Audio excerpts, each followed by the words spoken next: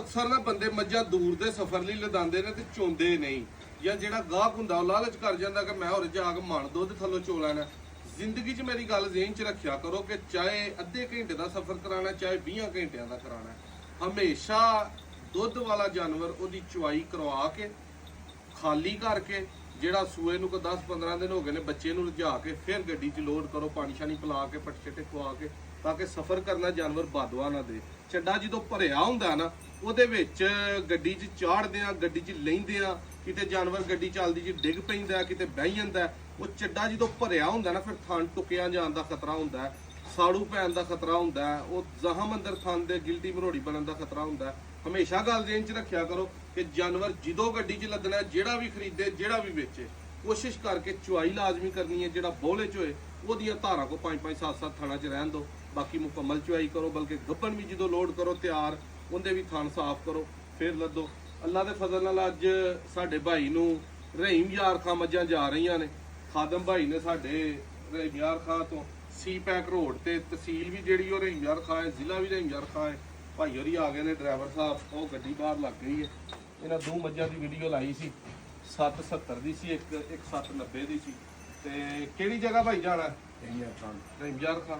ਇਹ ਵਾਪਸੀ ਵਾਲੇ ਭਾਈ ਆਏ ਨੇ ਇੱਥੋਂ ਰਹੀਮ ਯਾਰ ਖਾਂ, ਮੇਰਾ ਹਾਲ ਸਿਆਲਕੋਟ ਤੋਂ 700-600 ਕਿਲੋਮੀਟਰ ਹੈ। ਸਾਡਾ ਘਰ ਚ ਖਵਾ ਲਿਆ ਸੀ ਦੁਕਾਨ ਤੇ। ਅੱਛਾ, ਵਈ ਨਾ ਸਾਨੂੰ ਅਸੀਂ ਹਰ ਸਾਈਡ ਤੇ ਚੱਲਦੇ ਹਾਂ, ਹਰ ਸਾਈਡ ਤੋਂ ਜਿੱਧਰੋਂ ਵੀ ਅਸਾਂ ਕੋਈ ਸਵਾਰੀ ਮਿਲਦੀ ਸੀ ਅਸੀਂ ਉਧਰ ਜਾ ਰਹੇ ਹਾਂ, ਉਦੋਂ ਦੀ ਸਾਨੂੰ ਉਦੋਂ ਦੀ ਮਿਲ ਸੀ। ਠੀਕ ਹੈ, ਘੁੰਮਣਾ ਫਿਰਨਾ ਹੀ ਹੈ ਅੱਗੇ ਪਿੱਛੇ। ਅੱਗੇ ਮੱਝਾਂ ਕਦੇ ਖੜੀਆਂ ਉਧਰ ਹੀ ਰਹਿ ਗਏ ਹਾਂ, ਬਾਵਲਪੁਰ ਲੈ ਗਏ, ਉਧਰ ਨਹੀਂ ਲੈ ਗਏ। ਇੱਧਰ ਆ ਯਾਰਾ ਮੱਝਾਂ ਵਹਾ ਪਹਿਲਾਂ ਸਾਡੇ ਭਰਾ ਦੀਆਂ। ਭਾਈ ਦਾ ਜੀ ਸ਼ੋਰੂਮ ਦਾ ਮੋਟਰਾਂ ਦਾ ਕੰਮ ਹੈ, ਗੱਡੀਆਂ ਦਾ, ਤੇ ਮੱਝਾਂ ਦੋਵਾਂ ਦੇ ਕੋਲ ਅੱਲਾ ਦੇ ਫਜ਼ਲ ਨਾਲ 14-14 15-15 ਕਿਲੋ ਬੋਲਾ ਇਸ ਟਾਈਮ। ਇੱਕ ਹੈ ਮੱਝ, ਇੱਕ ਹੈ ਮੱਝ, ਇੱਕ ਬਾਦਰਾ ਮੱਝ ਦਾ ਲਿਆ। ਬੜੀ ਭਲਵਾਨ ਮੱਝ, ਅੱਲਾ ਦੇ ਫਜ਼ਲ ਨਾਲ ਜੇ ਸਾਂਭ ਕੀਤੀ ਉਹਨੇ ਨਾ ਤੇ ਮੱਝ ਦੁੱਧ 17-18 ਸਿਰ ਦਵੇਗੀ।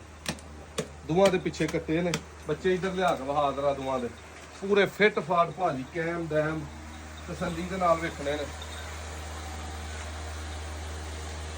ਇਹ ਖਾਲਦ ਹੁਸੈਨ ਭਾਈ ਨੇ ਜਿਨ੍ਹਾਂ ਨੂੰ ਮਾਸ਼ਾਅੱਲਾ ਜਾ ਰਹੀਆਂ ਨੇ ਰਹੀਮ ਯਾਰ ਖਾਂ ਮੱਝਾਂ, ਖਾਦਮ ਮੇਰੇ ਨਾਂ ਦੇ ਇੰਚ ਗਲਤ ਚੜਿਆ ਸੀ। ਖਾਲਦ ਭਾਈ ਅੱਲਾ ਪਾਕ ਤੁਹਾਡੇ ਨਸੀਬਾਂ 'ਚ ਕਰੇ।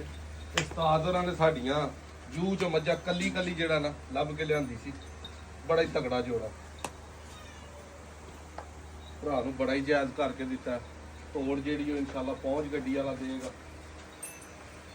ਤਸੱਲੀ ਨਾਲ ਕਰੋ ਸਰ, ਬੱਚੇ ਵਹਾਤੇ ਨਹੀਂ ਇਹ ਹੁਣ ਚੋਕ ਇਨਸ਼ਾਅੱਲਾ ਹਲੇ 3-4 ਘੰਟੇ ਚੁਆਈ 'ਚ ਰਹਿੰਦੇ ਨੇ।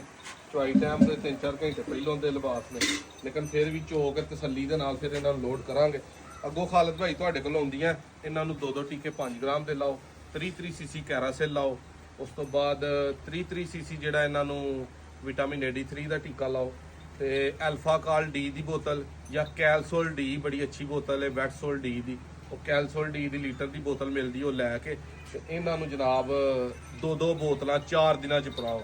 ਰੋਜ਼ਾਨਾ ਦਾ 500 ml ਪਿਲਾਓ, ਤਾਂ ਕਿ ਇਹਨਾਂ ਦੇ ਸਫ਼ਰ ਦੀ ਥਕਾਵਟ, ਇਹਨਾਂ ਦਾ ਜਿਹੜਾ ਮਿਹਦਾ ਅੰਦਰੋਂ ਰੁਕਿਆ ਰਿਹਾ 10-12 ਘੰਟਿਆਂ ਦਾ ਸਫ਼ਰ ਹੈ, ਇਹਨਾਂ ਨੇ ਖਾਧਾ ਪੀਤਾ ਕੁਛ ਨਹੀਂ, ਉਹ ਇਹਨਾਂ ਦਾ ਸੈਟਲ ਹੋਏ। ਕੋਸ਼ਿਸ਼ ਕਰਿਆ ਕਰੋ ਕਿ ਜਦੋਂ ਜਾਨਵਰ ਆਏ ਨਵੀਂ ਜਗ੍ਹਾ ਤੇ ਉਹਨੂੰ ਸਮਝ ਕੇ ਜਿਹੜਾ ਨਾ ਠੀਕ ਕਰਿਆ ਕਰੋ। ਇਹ ਨਾ ਸਮਝਿਆ ਕਰੋ ਵੀ ਨਾਦਰ ਭਾਈ ਨੇ ਉੱਥੋਂ ਜਿਹੜਾ ਨਾ ਟੋਕਾ ਮਸ਼ੀਨ ਘੱਲੀ ਹੈ ਲੱਦ ਕੇ ਤੇ ਸੋਚ ਲਾਣਾ ਤੇ ਕਰ ਪੱਖੇ ਉਹਨੇ ਜਿਹੜਾ ਨਾ ਚਲਾ ਦੇਣੇ ਨੇ ਤੇ ਪੱਠੇ ਕੁੱਤਰ ਕੱਤਣੇ ਨੇ।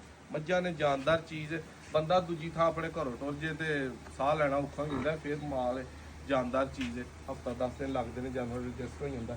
ਗੱਡੀ ਧੱਕੇ ਤੇ ਲੱਗ ਗਈ ਹੈ, ਸੁੱਖ ਖਾਲਦ ਭਾਈ ਸੋਹਣੀ ਥੱਲੇ ਫੁੱਟ ਪੈ ਗਈ ਹੈ, ਠੀਕ ਹੈ, ਤੇ ਲੋਡ ਹੋ ਕੇ ਹਵਾ 'ਚ ਇਨਸ਼ਾਅੱਲਾ ਜਿਹੜੀਆਂ ਨੇ ਜਾਣਗੀਆਂ। ਤੇ ਰਾਜ ਚਾਚਾ ਜੀ ਖਲੋਣਾ ਨਹੀਂ ਕਿਤੇ, ਤੇ ਬਹੁਤੀ ਦੇਰ ਖਿਲਾਰ ਕੇ ਮਤੇ ਸੁੱਤੇ ਰਹੋ। ਨਮਾਜ਼ ਰੋਟੀ ਦਾ ਕੰਮ ਹੋਣਾ ਸਾਡਾ ਤੇ ਘਰ ਟਾਈਮ ਹੁੰਦੇ ਭਾਈਜਾਨ ਸਾਹਮਣਾ। ਸਾਡਾ ਕੋਈ ਹੋਰ ਕਿੰਨੇ ਚਿਰ 'ਚ ਪਹੁੰਚ ਜਾਓਗੇ ਰਹੀਮ ਯਾਰ ਖਾਂ? ਟਾਈਮ ਅਸੀਂ ਹੁਣ ਨਾ ਦੱਸਦੇ, ਟਾਈਮ ਵਾਲਾ ਮਾਲ ਨਹੀਂ, ਅਸੀਂ ਤੁਰ ਹੀ ਰਹਿਣਾ। ਟਾਈਮ ਵਾਲਾ ਕੋਈ ਨਹੀਂ, ਸਬਜ਼ੀ ਨਹੀਂ, ਫਰੂਟ ਨਹੀਂ, ਬਸ ਟਾਈਮ ਫਰੂਟ ਨਹੀਂ। ਬਾਕੀ ਸਾਡਾ ਸਾਡਾ ਲੈਸੀ ਤੇ ਸਾਡੀ ਗਾਂਠ ਅਸਾਂ ਸੀ ਰਿਲੈਕਸ ਤਾਂ ਉਸਾਂ ਜੇ ਮਾਲ ਲੈਸੀ ਤੇ। ਅੱਛਾ, ਇੰਗਲਿਸ਼ ਬੋਲਦੇ ਕੀ ਹੋ ਸਕਦਾ? ਨਹੀਂ ਸਹੀ ਨੇ ਭਾਈਜਾਨ, ਰਿਲੈਕਸ ਹੋ ਸੋ। ਰਿਲੈਕਸ ਤਾਂ ਹੀ ਹੋਣਾ ਮੇਰੇ ਭਾਈ। ਖਾਲਦ ਭਾਈ ਅੱਲਾ ਤੁਹਾਡੇ ਨਸੀਬਾਂ 'ਚ ਕਰੇ, ਖੁਸ਼ ਰਹੋਗੇ ਤੇ ਹਾਂਜੀ ਮੇਰਾ ਵੀਡੀਓ ਬਣਾ ਕੇ ਨਾ ਰਾਬਤਾ ਕਰੋ ਆਣਾ ਜਰਾ 10 ਦਿਨਾਂ ਬਾਅਦ ਕੇ ਮਾਲ ਕੈਸਾ ਰਿਹਾ, ਫਿਰ ਤੁਹਾਡੀ ਵੀਡੀਓ ਮੈਂ ਸੋਸ਼ਲ ਮੀਡੀਆ ਤੇ ਲਾਵਾਂ।